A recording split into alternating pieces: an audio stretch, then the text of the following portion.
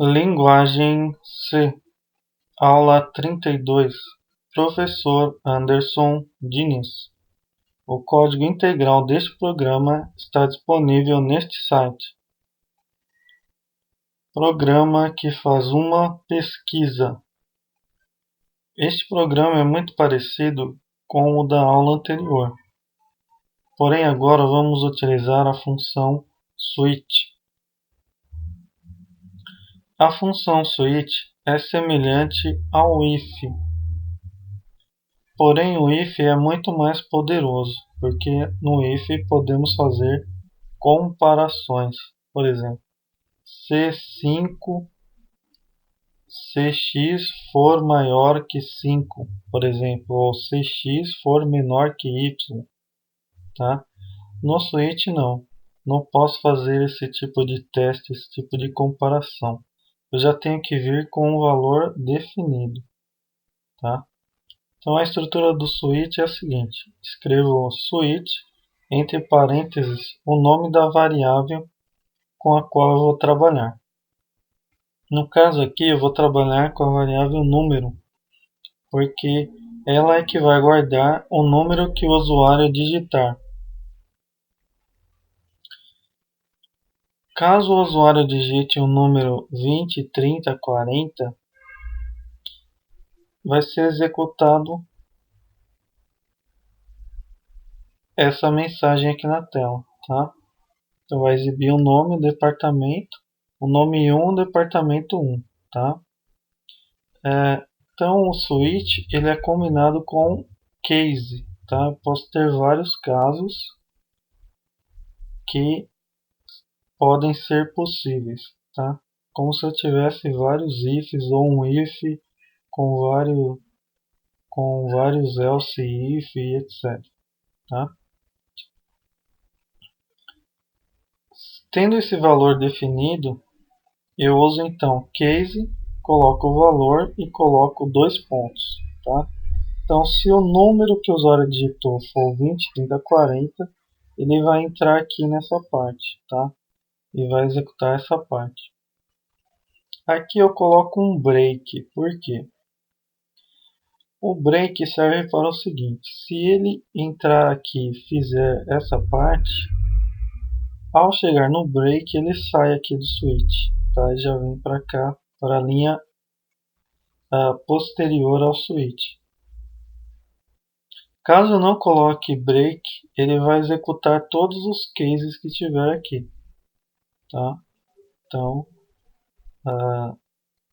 você tem que ver qual é a necessidade do seu programa, se é que ele execute todos os casos ou que ele execute só um caso, tá? Então aqui eu vou colocando os cases e os breaks, tá? Chega no final do switch, aqui seria o equivalente a um else do if, tá? Aquele else final do if,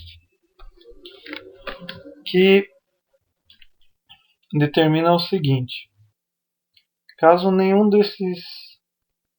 dessas alternativas anteriores for verdadeira, ele vem para cá, para o default, tá?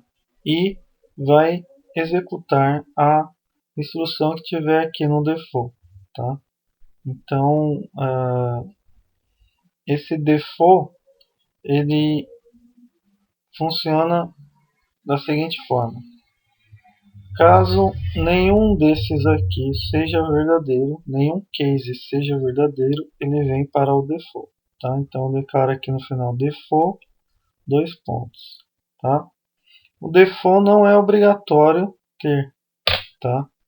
Se eu tiver certeza que um desses casos aqui vai ser verdadeiro, eu não preciso colocar o default, tá? Então aí essa é a estrutura do switch, que é muito parecida com o else, com o if, tá? Só que o switch ele é muito limitado, tá? Eu tenho que já ter um valor aqui, seja um valor inteiro ou de outro tipo, pode ser uma letra, uma palavra, tá? Uma string, tá? Mas que já seja um valor definido. Se eu for fazer um teste para verificar se o valor está de tal forma, aí já não dá para usar o switch, tá? Não daria, por exemplo, para escrever aqui, ó, case x menor que y. Faça isso, não dá, tá? Eu já tenho que definir um valor aqui para o case, tá? Então, o switch ele é bem menos usado que o else, tá? Porque o else ele é muito mais poderoso, tá? O efeito vai ser igual, tá? O que muda é aqui a estrutura da programação, tá? Mas se eu fizer com if ou com switch, o efeito vai ser o mesmo, tá? Eu vou apertar F9 para vocês verem que a execução está a mesma, tá? 20, 30, 40, Enter. Ele exibe aí nome do funcionário, código, departamento. Pergunta se eu quero fazer outra pesquisa, S, Enter, tá? Digita o código do funcionário, 12, 18, 24, tá? Se eu digitar assim, agora eu vou digitar um que não tem.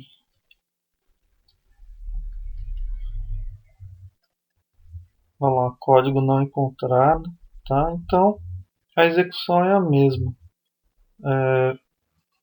Fica a seu critério se você vai usar o switch ou o else.